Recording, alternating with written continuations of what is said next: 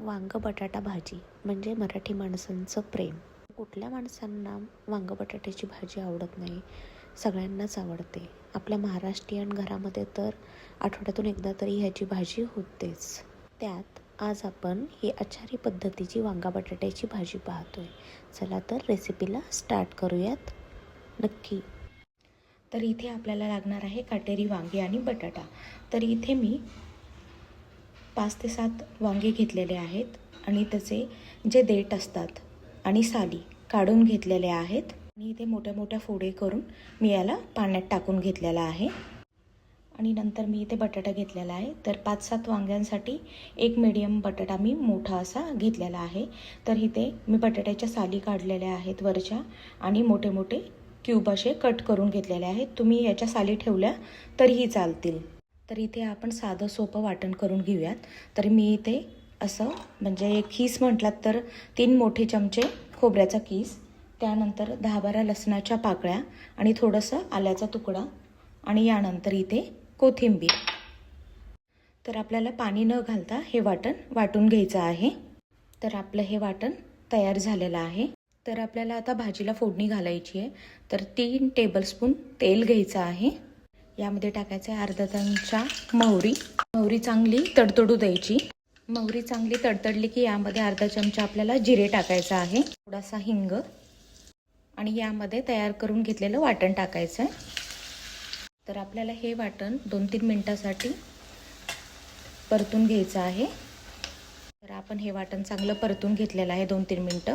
तर यामध्ये पाव चमचा आपण हळद टाकूयात आणि थोडासा कढीपत्ता आणि यामध्ये टाकायचं आहे लाल मिरची पावडर अर्धा चमचा आणि हे चांगलं व्यवस्थित मिक्स करून घ्यायचं. यामध्ये आता ज्या बटाट्याच्या फोडी आहेत त्या टाकून घ्यायच्या यामध्ये आणि याला 2 मिनटं व्यवस्थित मिक्स करून घ्यायचं. आणि यामध्ये बटाट्यापुरतंच थोडंसं मीठ ॲड करायचं. यानंतर याला 2-3 मिनटं वाफवून काढायचा बटाटा. तर बटाटा आपण 2-3 मिनटं वाफवलेला आहे. तर बटाटा का अगोदर वाफवला तर बटाटा शिजण्यासाठी वेळ लागतो. वांगं लवकर शिजतं पण बटाट्याला थोडासा वेळ लागतो. आता यामध्ये ज्या वांग्याच्या फोडी आहेत पाण्यातल्या त्या काढून यामध्ये टाकायच्या. आता हे चांगल्या प्रकारे मिक्स करून घ्यायचं. तर आपण या अगोदर बटाट्यापुरतं मीठ टाकलं होतं. तर आता आपण वांग्यापुरतं मीठ टाकूयात. अर्धा चमचा मिरची पावडर, आपण या अगोदरसुद्धा मिरची पावडर टाकलेली होती आणि अर्धा ते पाऊण चमचा गरम मसाला. तुमच्याकडे जो मसाला अवेलेबल आहे तो तुम्ही यामध्ये ॲड करू शकता. तुम्ही याच्यामध्ये कांदा लसूण मसाला पण यामध्ये टाकू शकता. तर याला आपण 2 मिनटासाठी चांगलं परतून घ्यायचं.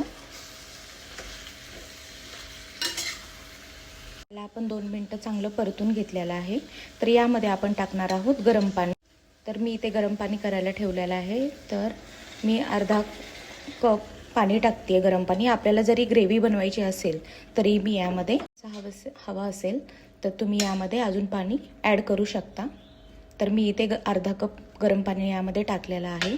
तर हे सर्व एकदम मिक्स करायचं आणि यानंतर याला 5 ते 7 मिनटं झाकून ठेवायचं कारण बटाटा शिजेपर्यंत. तर याला आपण 5 ते 7 मिनटं शिजवून घेतलेला आहे. तर आपण पाहूयात बटाटा शिजलेला आहे का. बटाटा ऑलरेडी आपण शिजवून घेतला होता त्यामुळे वेळ नाही लागत त्यानंतर आणि वांग्याला तर वेळच लागत नाही शिजण्यासाठी. तर आपण बटाटा पाहूयात शिजला आहे का. तर बटाटा एकदम चांगल्या प्रकारे शिजलेला आहे. तुम्हाला यापेक्षा अजून जास्त हवा असेल तर तुम्ही अजून 2 मिनटं झाकण लावून ठेवू शकता. तर यावरती आता आपण कोथिंबीर टाकून घेऊयात आणि गॅस बंद करूयात.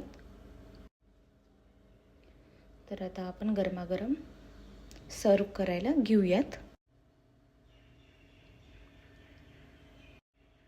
ही भाजी तुम्ही पोळीसोबत, मसाले भातासोबत, पांढऱ्या भातासोबत कशासोबतही खाऊ शकता आणि तुम्ही नक्की या पद्धतीने ट्राय करा आणि तुम्हाला नक्की आवडेल. नेक्स्ट व्हिडिओमध्ये भेटू आपण. चलो बाय.